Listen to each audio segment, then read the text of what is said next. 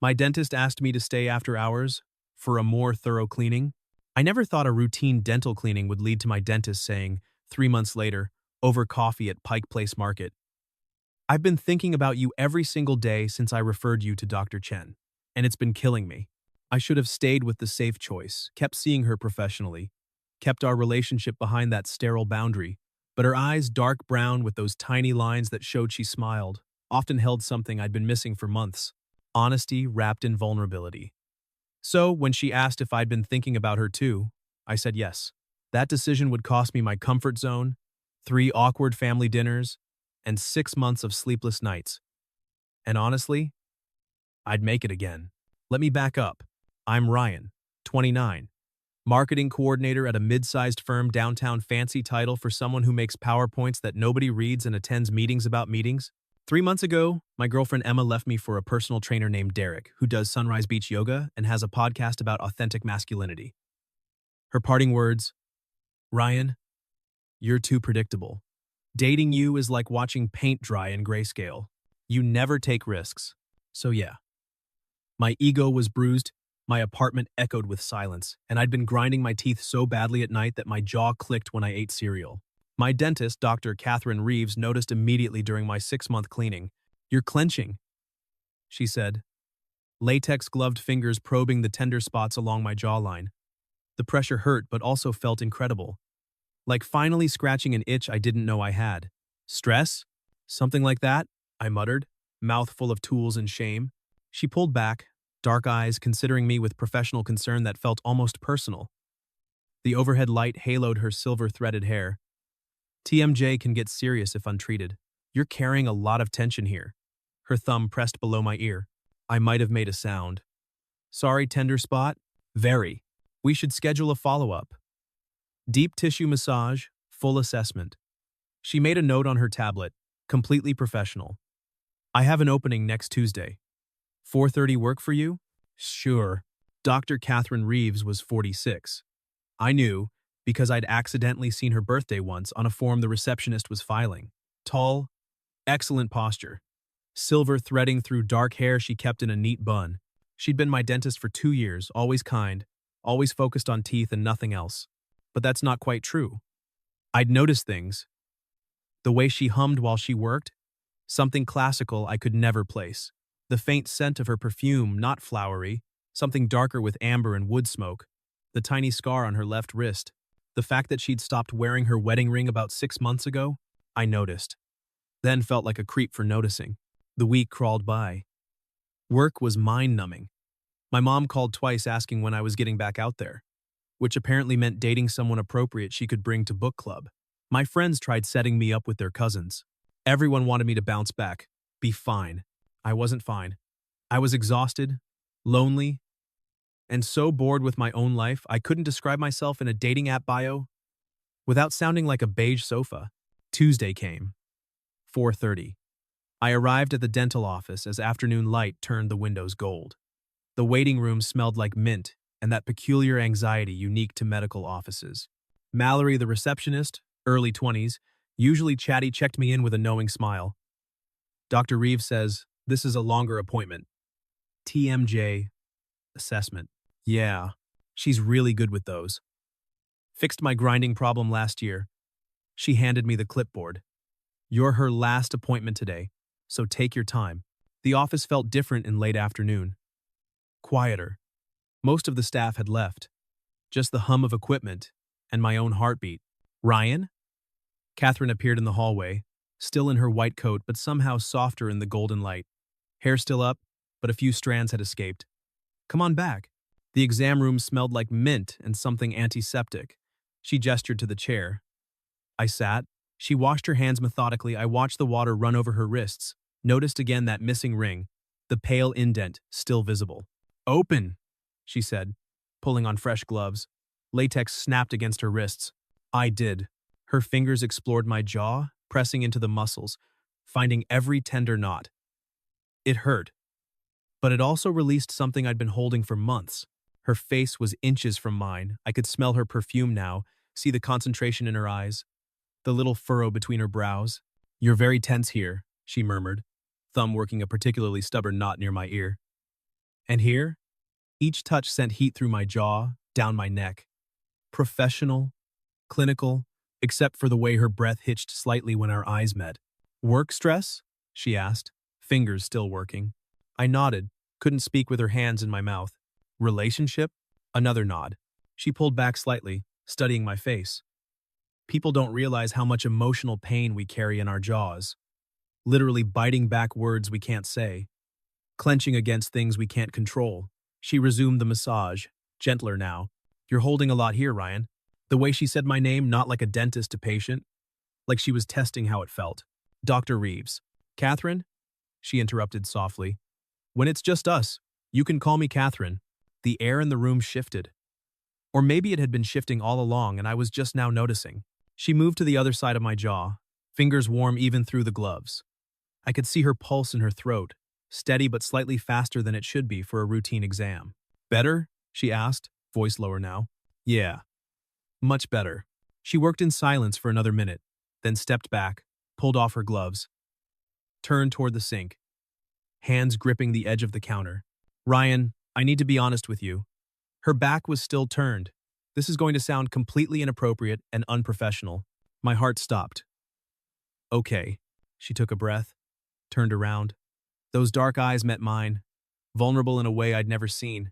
I think there's something here, between us. Something that goes beyond professional.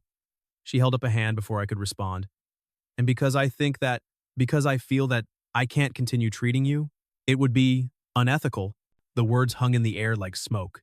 I don't understand, I said. Though I absolutely did understand. The dental board has very clear guidelines about doctor-patient relationships. If I continue treating you while feeling, she paused, searching for words, while feeling what I'm feeling, that would be a violation of ethics, of trust, of everything I've built in 15 years. What are you feeling? My voice came out rough. She looked at me for a long moment. Like I want to know you outside this office. Like I want to have coffee with you and talk about things that have nothing to do with teeth. Like I've been looking forward to your appointments in a way that has nothing to do with dentistry. The overhead light hummed. Outside, I could hear Mallory closing up the front office. But I can't do any of that while you're my patient, Catherine continued. So I'm referring you to Dr. James Chen. Excellent dentist. My colleague. He'll take good care of you. She pulled a business card from her pocket, held it out. Effective immediately. I took the card. Our fingers didn't touch, but I felt the heat of her hand anyway. And then what? I asked. Then? She smiled. Sad and hopeful at once. Then you're not my patient anymore. Then we're just two people. And the dental board recommends waiting at least 3 months before any personal contact to ensure there's no coercion, no power imbalance. 3 months. 3 months? She met my eyes. If you still want coffee then. If you're not dating someone else. If this feeling is real and not just proximity and loneliness. It's real, I said. You don't know that yet. Neither do I. That's why we wait. I stood up, slipped the card into my pocket. What if I don't want to wait? Then you don't call me in 3 months. You find someone age-appropriate and uncomplicated, and you live a normal life. Her voice cracked slightly. I'm 46. Ryan, divorced, complicated, comes with a grown daughter who will judge you, colleagues who will whisper, and stretch marks I can't hide. I don't care about any of that. You will? Maybe, eventually. That's what the 3 months are for. To figure out if this is real or just temporary insanity. I moved toward the door, stopped. For the record, I've been thinking about you too. Your perfume. The way you hum while you work. How you always ask Mallory about her classes. Little things that made Tuesday afternoons the best part of my week. Her eyes filled. She blinked hard. Get out of here, Ryan. Before I lose the rest of my judgment, I left. But I took Dr. Chen's card, made an appointment for the following week, transferred my dental records, and I started counting down 3 months. Dr. Chen was perfectly competent, friendly, good with the TMJ massage. But he wasn't Catherine. He didn't hum, didn't smell like amber and wood smoke, didn't make my heart race when he said open wide. The first month was torture. I thought about texting her every single day, drafted 100 messages, Deleted them all. The dental board's 3-month guideline was crystal clear, no contact. I'd looked it up. Read the ethics manual cover to cover like a lovesick teenager. I saw her once, by accident. Pike Place Market. Saturday morning. She was buying flowers, something with orange blooms I didn't recognize. Wearing jeans and a sweater, hair down for the first time I'd ever seen. She looked younger. Softer. Real. Our eyes met across the flower stall. She smiled, tentative, hopeful. I smiled back. Neither of us crossed the distance. Too soon. Still patience in the eyes of ethics, even if Dr. Chen had taken over my care. She mouthed, 63 days. She was counting too. The second month was worse. Emma texted out of nowhere. Heard you're single. Derek and I are doing couples yoga. Saturdays if you want to try it. Bring a friend. I blocked her number. My mom set me up with her friend Sandra's daughter, lovely girl. My age. Wanted 2 kids and a golden retriever. We had coffee. She talked about her career in marketing. We had everything in common on paper. I felt nothing. You're distracted, she said gently. Someone else? Yeah. Sorry. She's lucky. She smiled, gathered her purse. Don't let her go. I thought about Catherine every night. Wondered if she was thinking about me. Wondered if 3 months was enough time or too much time. Wondered if I was building this up into something it wasn't. Month 3 dragged like cement. I practiced what I'd say. Rewrote it 1,000 times. Too casual? Too intense? Too desperate? Day 89. I saw her at a downtown coffee shop. She was with colleagues, other dentists. Based on their conversation about root canals and insurance nightmares. She looked tired. One of her colleagues said something about poor judgment and reputation. Catherine's face went tight. She saw me watching. Her expression shifted surprise, then warmth, then something darker. Frustration? Regret? I left before they noticed me. Day 90. I called her. She answered on the first ring. Ryan, it's been 3 months. 3 months and 2 days. I wanted to give us cushion. She laughed that low, textured laugh I'd been replaying in my mind for 90 days. Where are you? Standing outside the original Starbucks like a tourist. You? My apartment. I've been staring at my phone for 6 hours waiting for you to call. My chest ached. Really? Really? Coffee tomorrow? Today. Pause. Then, meet me at Pike Place. The flower stall. 30 minutes. I ran. She was there early. Wearing that same sweater. Hair down. She bought orange flowers, same ones from before. Marigolds, she said, seeing my question. They mean patience and remembering. She handed them to me. For the longest 3 months of my life. We had coffee, then walked to the waterfront. Talked for 4 hours straight about everything except teeth. Her divorce 2 years ago. The ex-husband who'd said she loved work more than people. My breakup with Emma. The accusation of being boring. Her daughter, Julia, 23, in law school. This is insane, she said as the sun set over Elliott Bay, painting everything gold. You're 29. I'm 46. Everyone's going to judge us. Let them. My colleagues already whisper. They think I'm having a midlife crisis. Are you? She looked at me. Really looked. I don't know. Maybe. Does it matter if it feels right? Your mom's going to hate me. Probably. My daughter definitely will. Temporarily. She bit her lip. I want to kiss you. Right here. But I've waited 3 months to do this right. Can I take you to dinner first? You can take me to dinner. But I'm paying. Absolutely not. I'm 29. Not broke. I'm 46. Not a sugar mama. We argued about it all through dinner at a tiny Italian place near her apartment. She won. I let her win because watching her smile when she handed her credit card to the server was worth more than my pride. At her door, I asked, "Can I kiss you now? Please." I did. Soft. Careful. Tasting like the wine we'd shared in 3 months of waiting. Her hands found my collar, pulled me closer. The kiss deepened urgent, years of careful distance evaporating in seconds. When we broke apart, she rested her forehead against mine. I'm terrified. Me too. This might not work. Probably won't. We might crash and burn spectacularly. Definitely. She laughed. Why are we doing this? Because boring is safe. And I'm tired of safe. I'm tired too. All night? Just for coffee. Real coffee. And talking. And maybe more kissing. I stayed for coffee. And talking. And definitely more kissing. No rush. No urgency. Just two people figuring out if 3 months of waiting had been worth it. It had. We tried to keep it quiet at first. Different coffee shops. No social media. Total discretion. It lasted 3 weeks.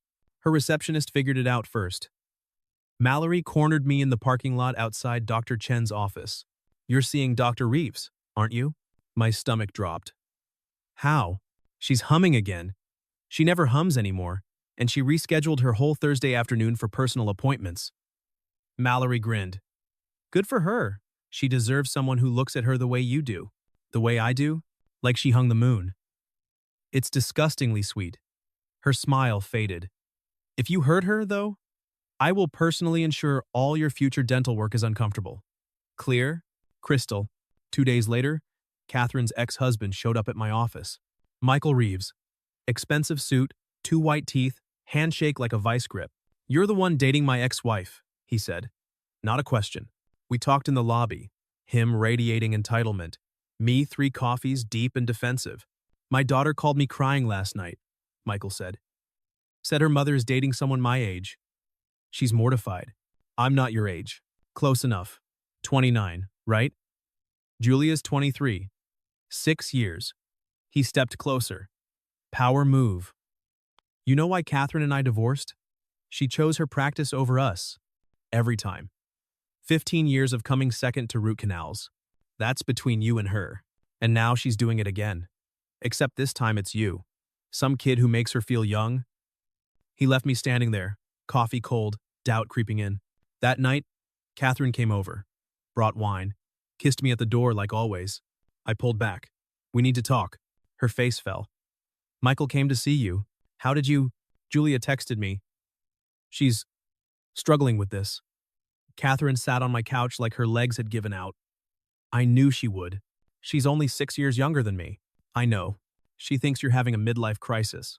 Maybe I am. Her voice cracked. Maybe everyone's right. Maybe I'm a cliché divorced woman dates younger man, crashes and burns. Is that what you think? She looked up, eyes shining. No. This is the first real thing I've felt in years. But the cost. She gestured helplessly. My daughter won't speak to me. My ex is telling everyone I've lost my mind. At the dental conference last week, 3 colleagues literally turned away when they saw me. Let them. Easy for you to say. You're 29.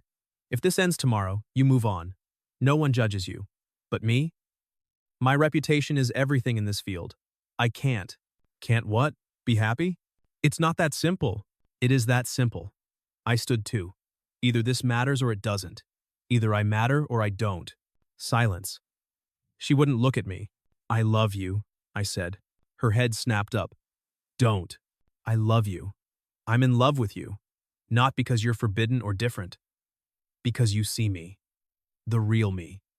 Not the boring, predictable version everyone else sees. Ryan, when I'm with you, I feel alive. Like my life is actually mine and not just a checklist other people made. She was crying now.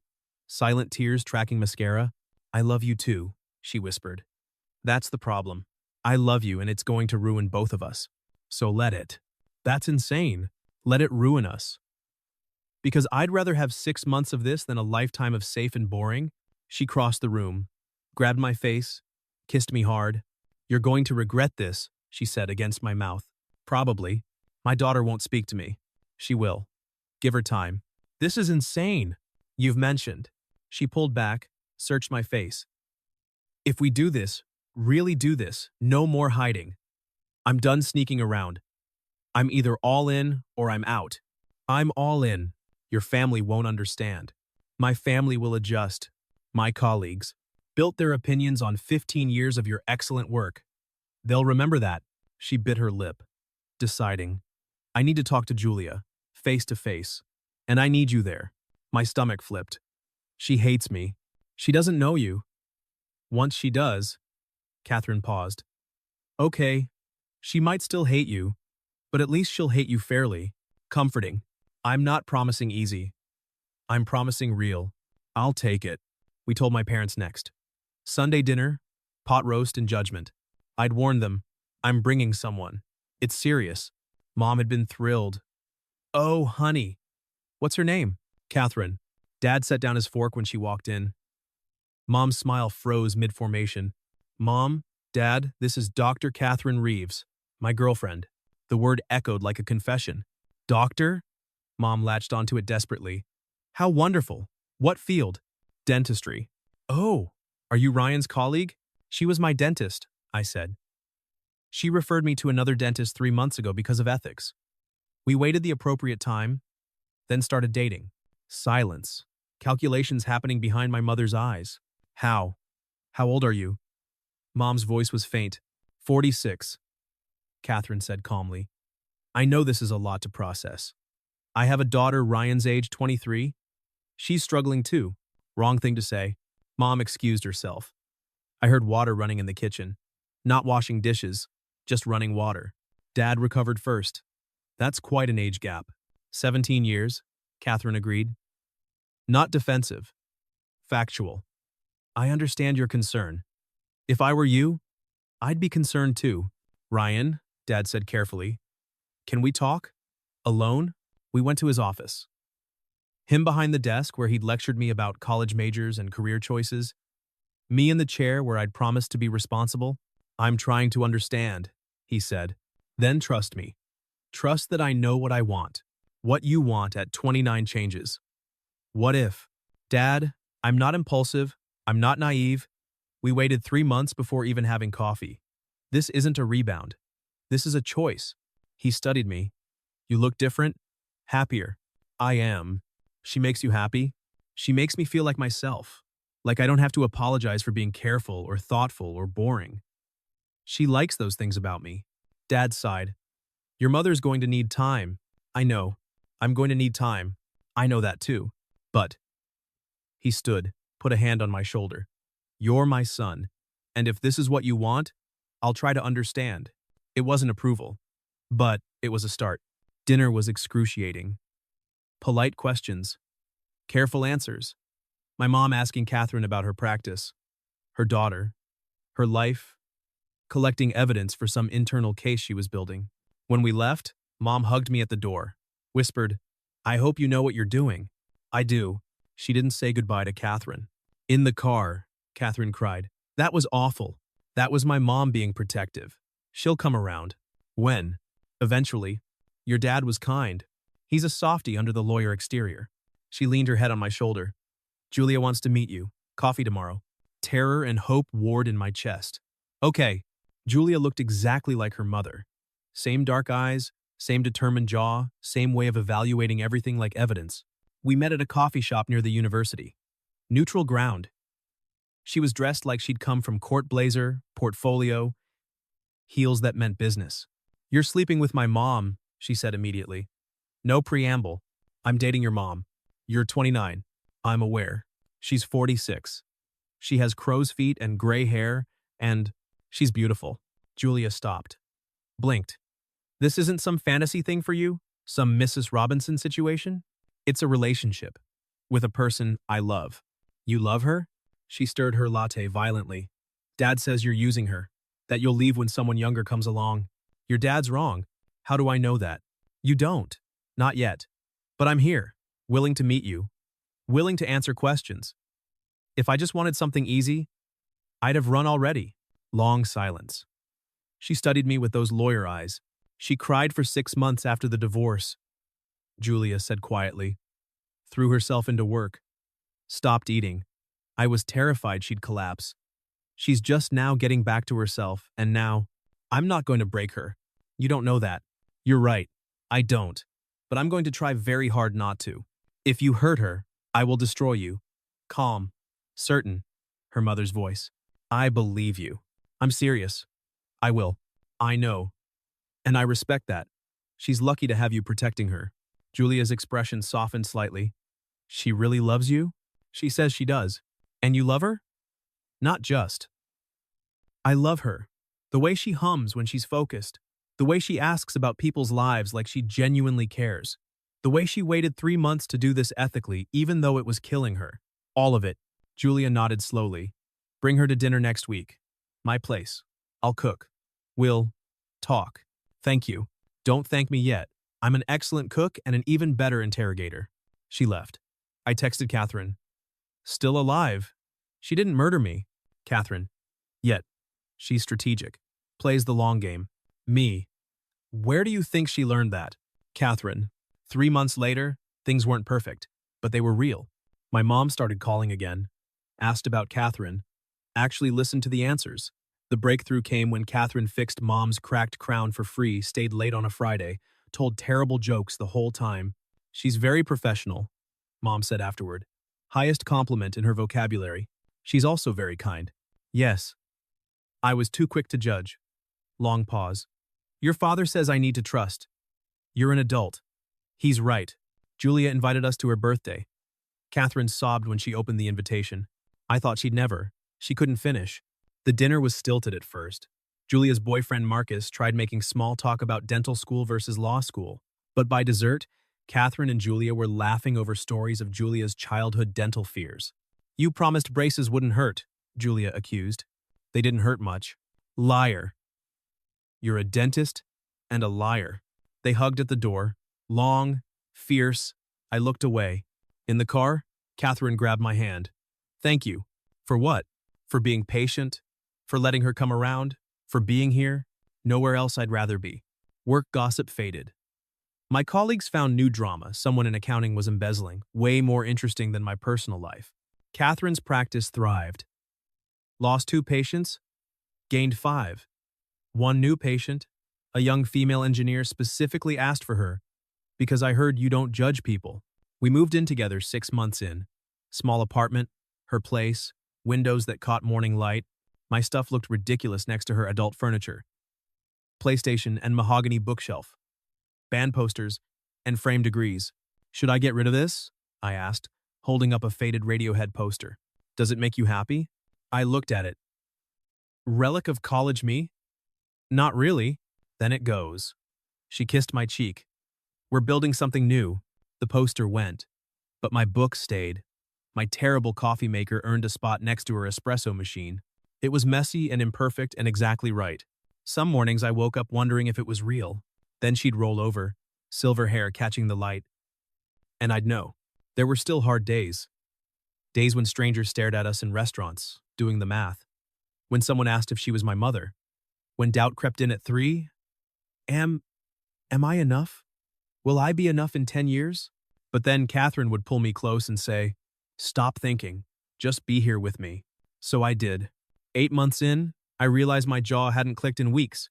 The grinding had stopped. Maybe because I'd stopped fighting everything, stopped trying to prove I wasn't boring, wasn't wrong, wasn't too young. With Catherine, I could just be. Do you regret it? She asked one morning. Sunlight streaming through curtains. Coffee brewing. Which part? All of it. The judgment. Your mom's initial horror. Julia's interrogation. I kissed her shoulder. Not for a second. Liar. Okay. Julia's death threats were excessive. She laughed. That low, perfect laugh. Are we going to make it? She asked quietly. Honestly? I don't know. Maybe we crash in 5 years. Maybe the age gap matters more later. Maybe we drive each other crazy. Wow. Optimistic. But right now? This moment? I'm happier than I've ever been. So, if it ends tomorrow, I'll still be glad I took the risk. She turned to face me. I'm not going anywhere. Neither am I. Promise? Promise. Outside, the city woke up.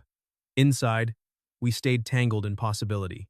2 people who'd chosen the complicated path, the one that required 3 months of waiting, the one that demanded ethics before emotion, the one that needed bravery and patience and love that refused to be rushed.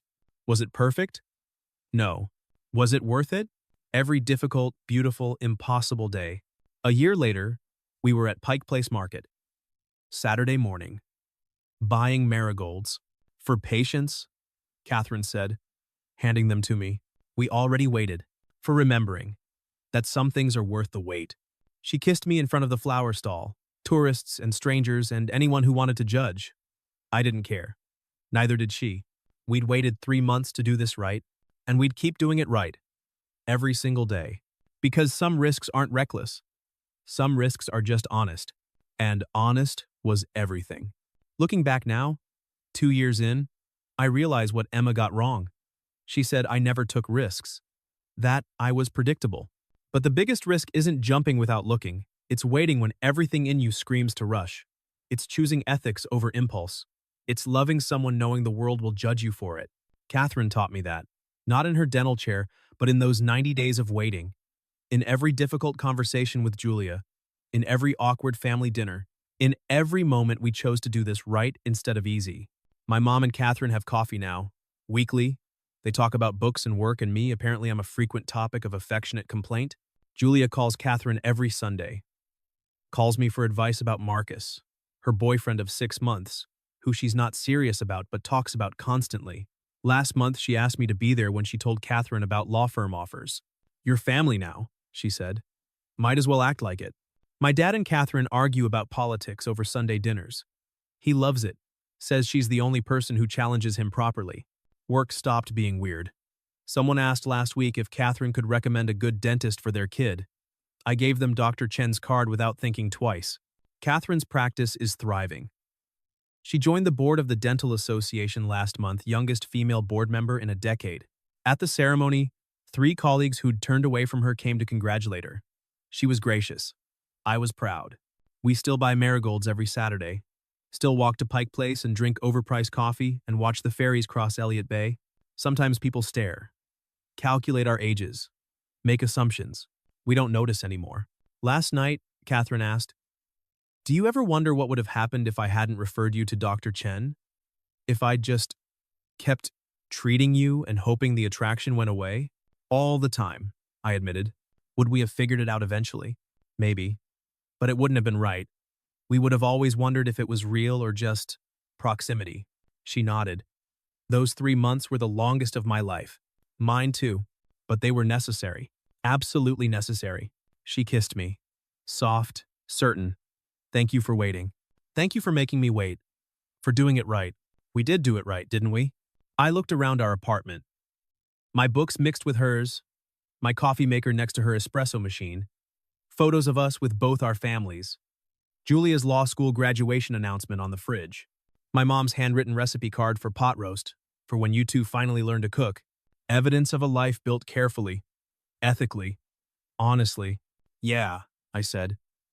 "We really did." Some love stories start with a kiss in a supply closet. Ours started with "I can't treat you anymore." And that made all the difference.